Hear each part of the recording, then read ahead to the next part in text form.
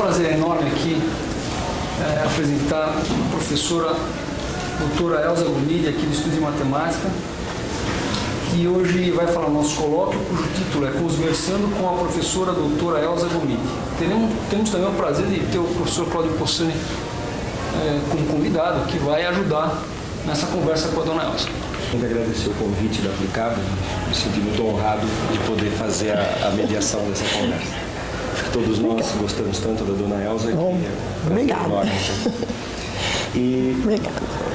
Talvez pudéssemos começar com a senhora contando para a gente como que foi a decisão de estudar matemática, na verdade acho que foi física no começo. Foi física. Como é que foi essa escolha da carreira? Bom, eu acho que eu sempre achei desde criança que eu ia ser professora de alguma coisa. E, na verdade, em criança eu achava que eu ia ser professora de natação, mas isso mudou, não durou muito.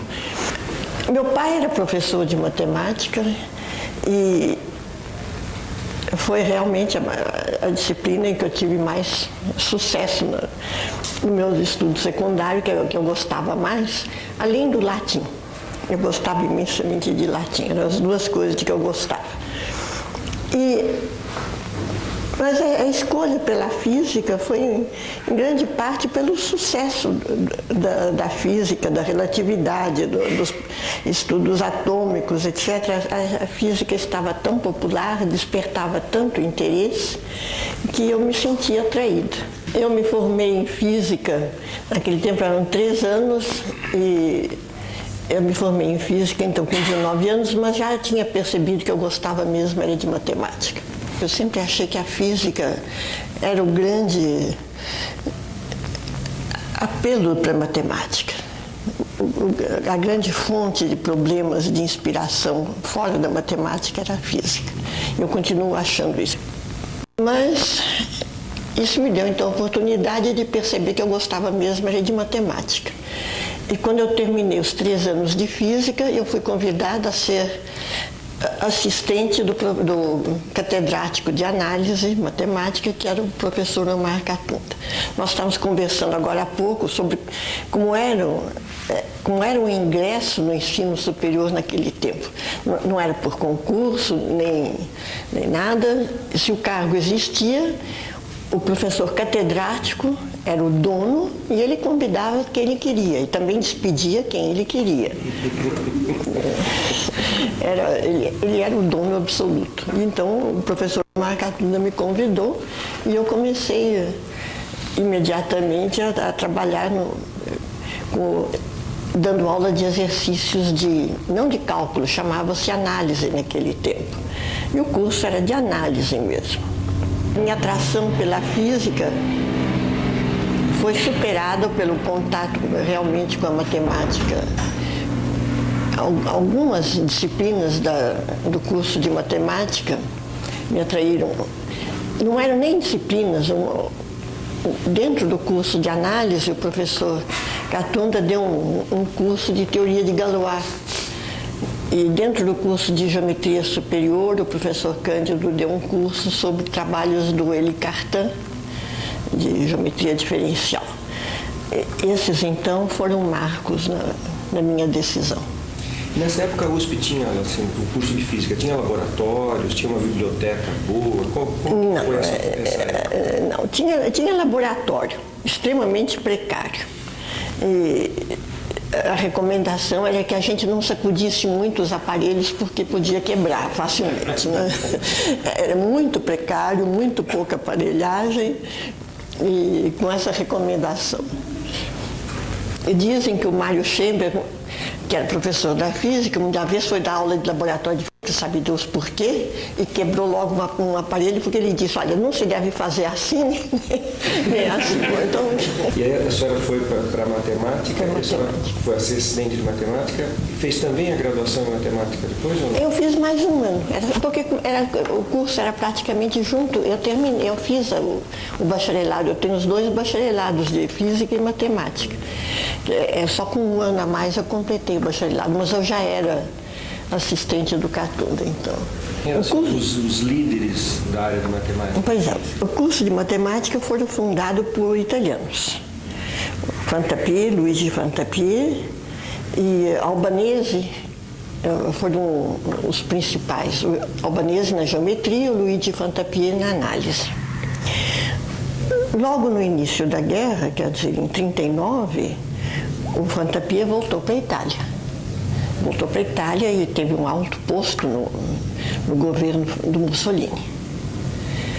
E o Albanese ainda ficou, mas quando eu entrei ele estava indo embora já também. E então, nesse período, que era o fim da guerra, que já estava no meio da guerra até o fim, não havia professores estrangeiros, nem em condição de trazê-los. Logo depois da guerra, então, vieram os franceses. Aí mudou completamente a direção mesmo do curso. A orientação dos italianos inclui análise e geometria, no sentido de geometria projetiva, descritiva, geometria analítica. Não era nada algebrizado como é a matemática que nós conhecemos hoje. A álgebra linear eu estudei sozinha, nunca tive álgebra linear no meu curso de graduação. Foram os professores franceses, os Bourbakis, André Weil e depois o Jean Dieudonné, que se interessaram pelo currículo de matemática, e então essas disciplinas exóticas como álgebra linear, topologia e que mais tem? Análise moderna. Bom, álgebra, eu esqueci da álgebra, realmente a álgebra era inexistente. A álgebra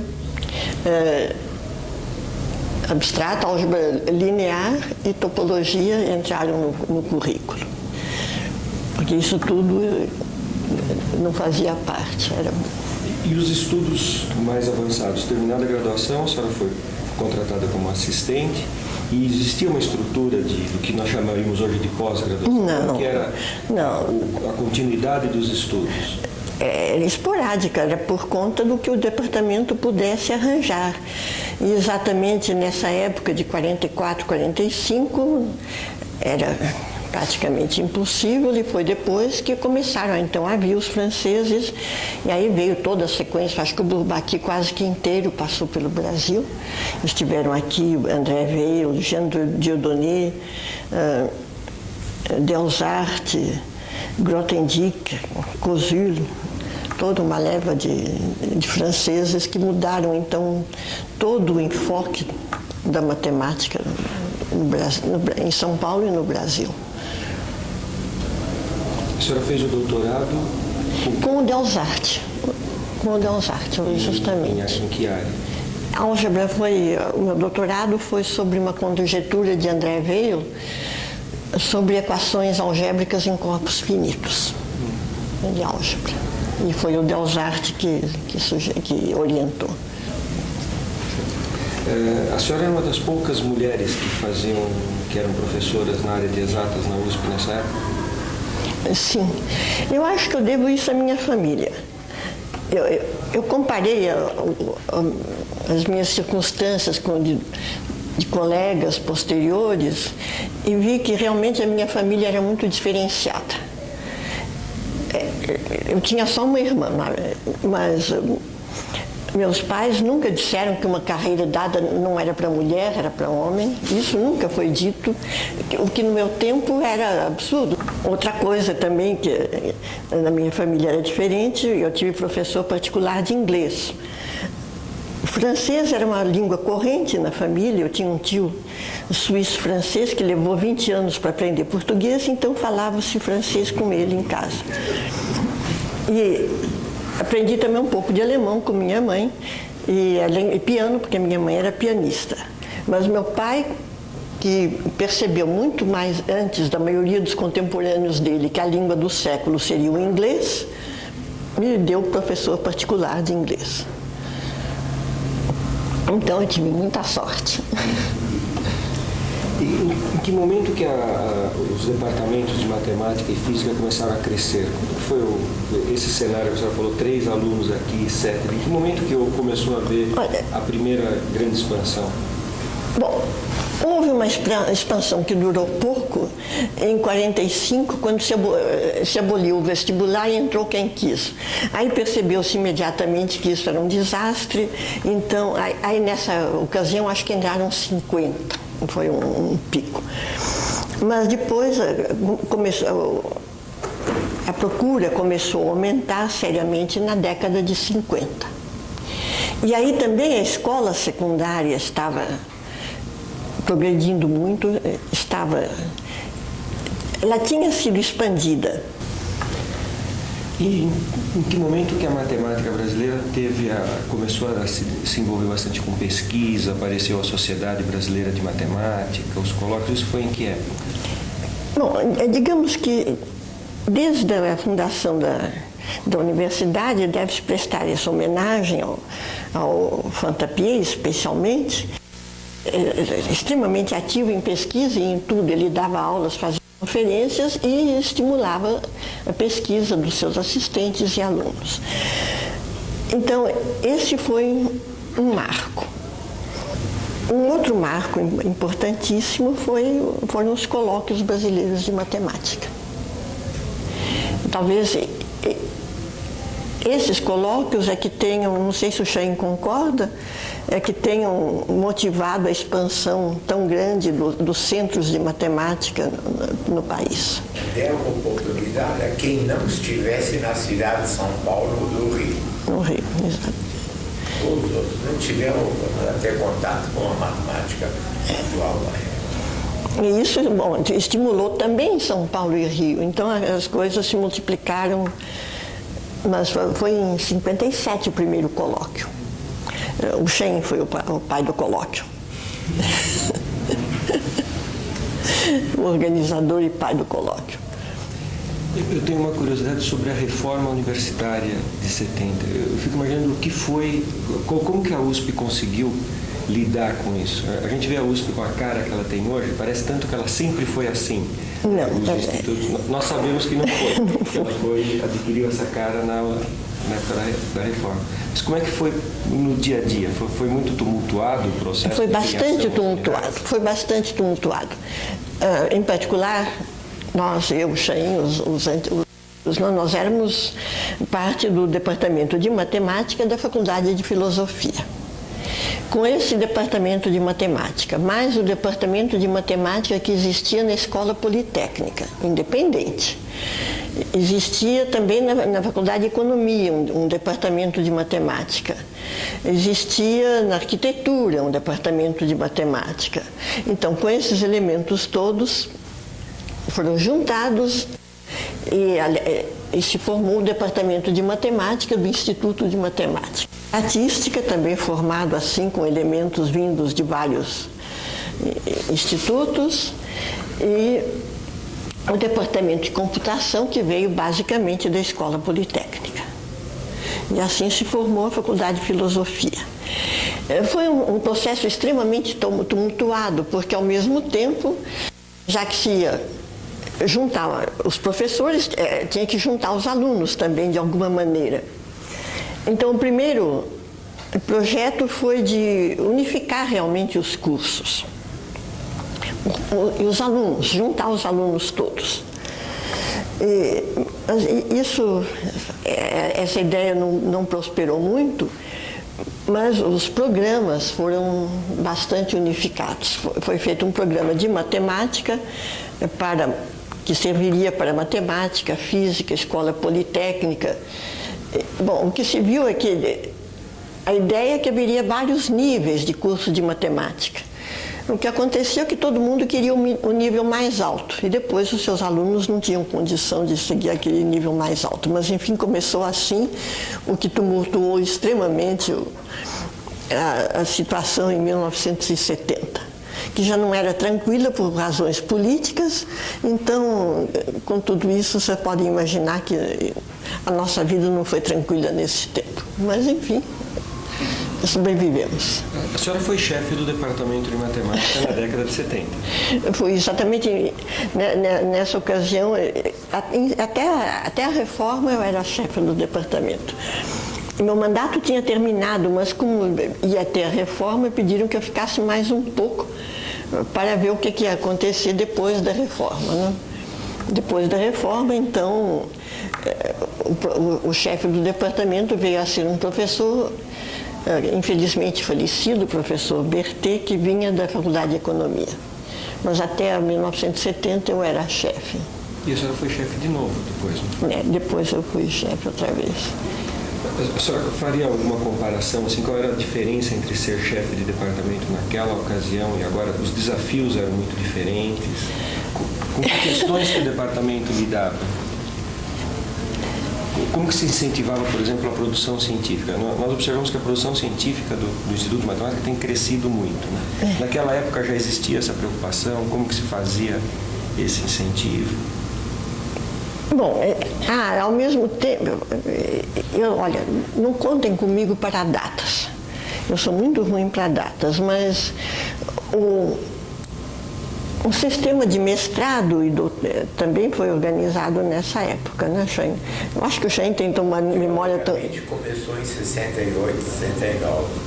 Mas... Realmente só foi implantado no começo da década de 70. De 70, pois é. Então, aí é que se organizou uma pós-graduação. Eu tinha dito que a coisa era esporádica, os doutorados saíam por quase que geração espontânea, mas depois, a partir da década de 70, então houve uma organização, foram especificadas as condições para o mestrado, para o doutorado, etc. Até então, o estímulo vinha muito do contato nos colóquios, do convívio com os professores estrangeiros, que trouxeram toda a perspectiva e os hábitos de pesquisa que não estavam erradicados aqui no Brasil. Mas depois de 70, então, houve realmente uma organização, uma obrigação de fornecer cursos de mestrado, de cursos de doutorado, então, realmente de estimular os melhores estudantes a seguirem nessa direção. A política de mandar pessoas para fazer pós-graduação fora... Essa sempre existiu. Sempre existiu. Não era uma política muito... Quer dizer, isso dependia do quê? De uma política de bolsas. Isso não existia. Políticas não existiam. Existiam pessoas que conseguiam arranjar dinheiro para fazer coisas. Então, isto sempre existiu. E o Chain, por exemplo, foi... Quando é que você viajou? Um dos primeiros bolsistas. Você foi? O Lira foi o primeiro. O Lira foi o primeiro. Então, mas eram assim, bolsas arranjadas por professores que tinham prestígio e que podiam. O CNPq estava começando, a CAPES não existia, a FAPESP muito menos. Então, era o CNPq que começou a fornecer bolsas para o exterior. Deixa eu voltar um pouquinho no tempo, uma outra curiosidade minha. A gente ouve muito falar que na Faculdade de Filosofia havia um ambiente assim de intensos debates intelectuais, multidisciplinares, que era um ambiente acadêmico maravilhoso em termos de debates e discussões de ideias. A senhora vivenciou essa... concordaria? Bom, o restaurante da Faculdade de Filosofia, no porão da Maria Antônia, era extremamente animado. E lá se discutiam muitas ideias.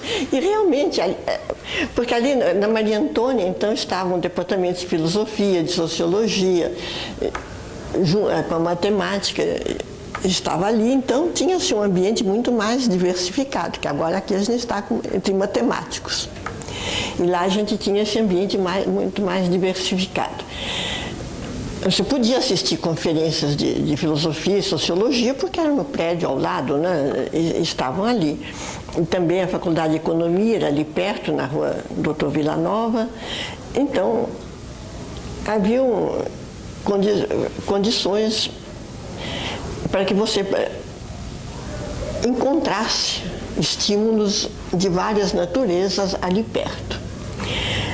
Agora, eu não me lembro tanto assim de grande... A não ser realmente conversa de restaurante e de bar. É mais do que eu me lembro. Você se lembra, Chain, de grandes... Talvez caiba dizer que o verdadeiro intercâmbio intelectual não se dá em conferências, etc., se dá no cotidiano, no restaurante. Pois é, então aí se dava realmente. A gente encontrava Fernando Henrique, encontrava o Florestan Fernandes, encontrava todo esse pessoal da filosofia, da sociologia, a gente encontrava ali. Tomava café junto e comia um sanduíche. E se conversava muito, realmente. É verdade. Eu acho que o ambiente da Rua Maria Antônia era um ambiente especial exatamente por ser tão diversificado. Agora, pelas condições geográficas do campus, a gente está muito mais isolado desses contatos. E ali estava na sala ao lado, a gente tinha gente das mais diferentes especialidades e interesses.